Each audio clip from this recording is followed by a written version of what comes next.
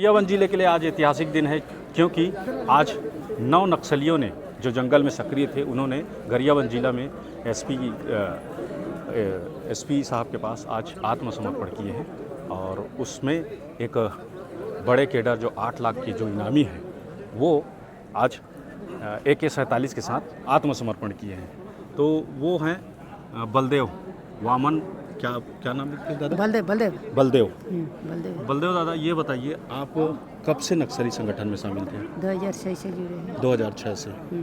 तो 2006 से हैं, तो अब तक किस किस एरिया में आप सक्रिय थे? मैं सिन्नापाले और SDK में सक्रिय था। अच्छा, तो आप कौन कौन सा वारदातों में शामिल थे? और दूसरा वारदात में नहीं है। अभी जो सितंबर का जो हुआ ना, उसी में मैं शामिल था। ये भालू डिग्गी के में। मटाल वाले में नहीं थे? वो मेटल मतलब के जो गौरमुंडी के पास हुआ 2025 में। जी हाँ। उसमें नहीं था। अच्छा, नहीं थे। तो आप लोगों को तो दादा, आप निवासी कहाँ के हैं? बड़े किले पाल पैदापारा के। अच्छा, आपकी शादी हो गई? शादी हो गई। आपके पत्नी संगठन में है? नहीं, इधर साथ में सरेंडर किया हो। अच्छा, क्या नाम है? पार्वती है। वो भी कितने साल सक्रिय थी? वो भी 2006 से। आपके जीवन में ऐसा क्या हुआ कि नक्सलियों का दामन थामना पड़ा आपको? नहीं, जो इसने नक्सली जो संगठन में जो होने का प्रभाव है जी। एक तो जो सलवा जुर्म हुआ ना, जी हाँ, उससे तो जो फिर अपने जान ये बचना है करके उसमें फिर इसमें हम जुड़े हैं।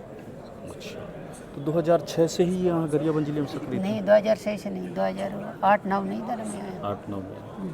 तो जो छोटी छोटी जो वारदातें हुई, जैसे राजा पड़ाव क्षेत्र में जो हत्याएं हुई, शिक्षा दूत की हत्या हुई, कोटवार की हत्या हुई, या फिर तत्कालीन SP पवार साहब का जो एनकाउंटर हत्याएं हुई, उसमें क्या शामिल थे? नहीं, उसमें मैं नहीं शामिल था। नहीं था।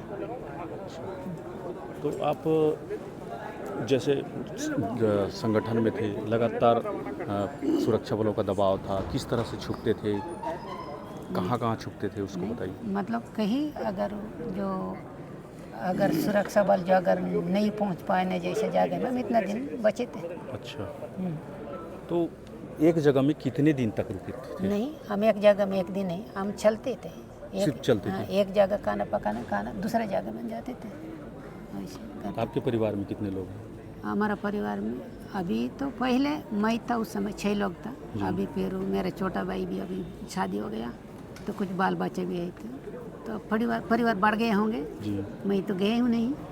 अच्छा, कभी संपर्क किए अपने परिवार से? नहीं की पाया, अभी तक नहीं किए? नहीं किए। अभी करेंगे। आपको कितना खुशी हो रहा है आज समर्पण? नहीं, अभी तो खुशी हो गया है। हाँ, अभी परिवार से अगर मुलाकात करेगा करके अभी खुशी हो गया मेरा। अच्छा, ये बताइए दादा कि जैसे भोजन वगैरह की जो व्यवस्था है, वो कैसे मिलता था आप लोगों को? कुछ जनता से मिलता था। रोज खाते थे? रोज तो खाना ही पड़ते थे, तो पेट तो भूख में तो नहीं रहते सकते ना। चलना है तो खाना है। चलना है तो खाना है, तो बिना खाए वगैरह तो नहीं चल सकते हैं।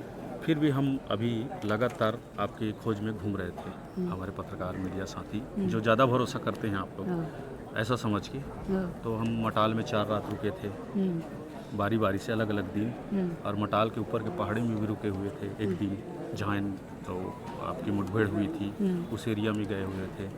तो कभी आप लोगों ने कहीं पे हम लोग को देखा क्या?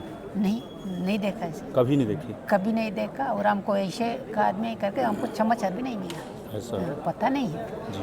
अगर ऐसे पता होता तो हम अभी नहीं, पहले हम पहुंच जाते थे। जैसे आप लोग मटाल पहुंचते थे, तो कभी पूछते थे कि पत्रकार लोग आए हैं क्या, कोई आए थे क्या? नहीं, पूछने से, अगर लोग बोलने से तो कोई नहीं बोलता था। इसलिए तो फिर SP का नंबर से हम फिर संपर्क किया है। अच्छा, कहाँ मिला SP साहब का पर्चा? वही है, मेटल के ऊपर जो मुठभेड़ हुआ। अच्छा, उधर ही मिला। आपने डायरेक्ट फ़ोन किया? डायरेक्ट फ़ोन किया है। कब की बात है ये फ़ोन किए? तो ये आज सुबह किए। आज सुबह ही किए? सुबह किए।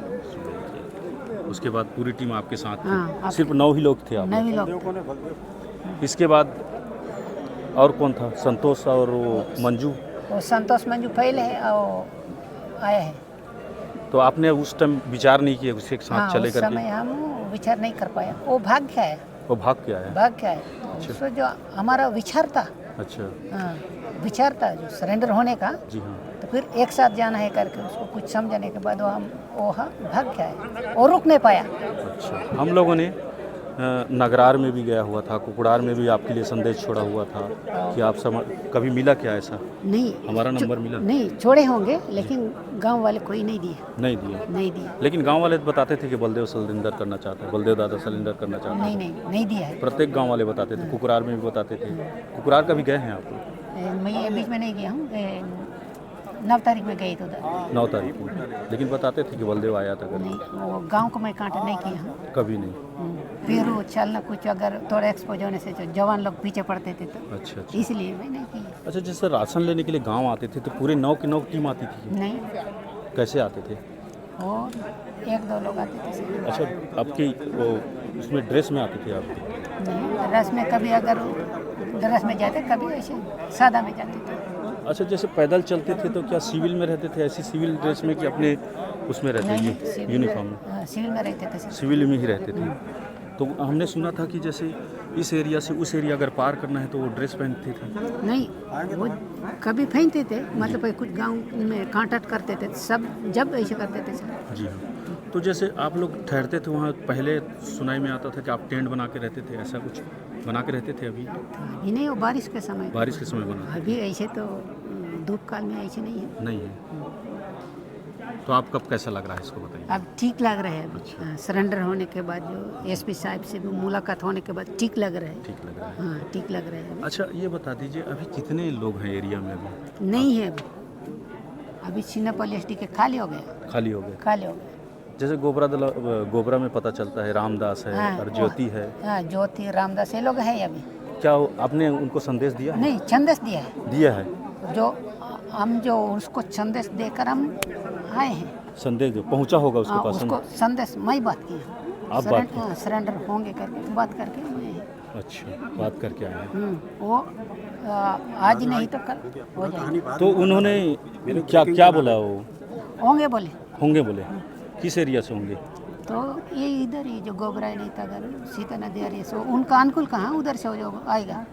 अच्छा, एक सवाल पूछना होगा, हमने मिली जानकारी के हिसाब से बोला आपके पास काफ़ी रुपया है करके पता चला? नहीं है। नहीं है? नहीं। तो ये है बलदेव दादा जो कि 8 लाख के इनामी हैं और इनके साथ AK-47 के साथ आज आत्मसमर्पित किए हैं। तो ऐसे ही हमारे छोटे बड़े खबरों को देखने के लिए हमारे चैनल को लाइक सब्सक्राइब शेयर कीजिए। आगे भी हमारे खबरों के साथ बने रहें। धन्यवाद।